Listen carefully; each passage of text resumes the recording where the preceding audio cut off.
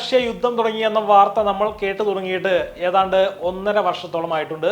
ഈ വാർത്തയിൽ പലപ്പോഴും നമ്മൾ പറഞ്ഞു കേട്ട ഒരു പേരാണ് വാഗ്നർ ഗ്രൂപ്പ് അല്ലെങ്കിൽ വാഗ്നർ സൈന്യം എന്നൊക്കെ. പുടിനോട് രക്തത്തിന്റെ കട്ടിയുള്ള കൂറു പുലർത്തുന്ന കൂലിപ്പട്ടാളമാണ് വാഗ്നർ ഗ്രൂപ്പ് എന്ന് അറിയപ്പെട്ടിരുന്നത്. റഷ്യൻ ഭരണകൂടത്തിന് വലിയൊരു ആയുധമാണ് വാഗ്നർ പടയാളികൾ എന്ന് നിരീക്ഷകർ പറഞ്ഞിരുന്നു.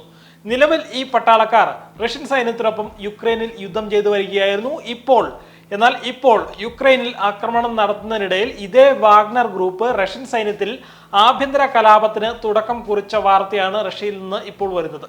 ഇവർ റഷ്യയിൽ വ്ളാഡിമിർ പുടിന്റെ കീഴിലുള്ള ഗവൺമെന്റിനെ അട്ടിമറിക്കാനുള്ള, അതായത് ഭരണകൂട അട്ടിമറിക്ക് ശ്രമിക്കുകയാണ് എന്നാണ് ഇപ്പോൾ വിദേശ മാധ്യമങ്ങൾ റിപ്പോർട്ട് ചെയ്യുന്നത്.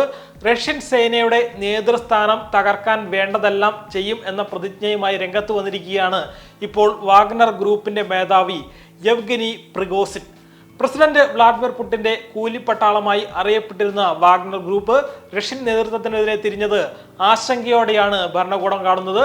തങ്ങൾക്ക് തടസ്സം നിൽക്കുന്ന ആരെയും ഇല്ലാതാക്കും എന്ന് പ്രിഗോസിൻ പറഞ്ഞിരിക്കുന്നു. തന്റെ സൈന്യം യുക്രൈനിൽ നിന്ന് റഷ്യൻ അതിർത്തി പ്രദേശമായ റോസ്തോവ് ഓൺ ഡോണിൽ എത്തിയതായി അദ്ദേഹം വ്യക്തമാക്കി.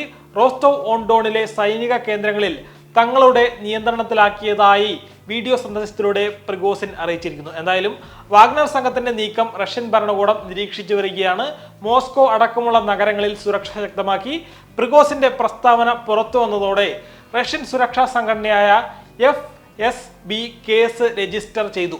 പ്രിഗോസിന്റെ നിർദ്ദേശങ്ങൾ പാലിക്കരുത് എന്ന് വാഗ്നർ സംഘത്തിന് റഷ്യ നിർദ്ദേശവും നൽകിയിട്ടുണ്ട്.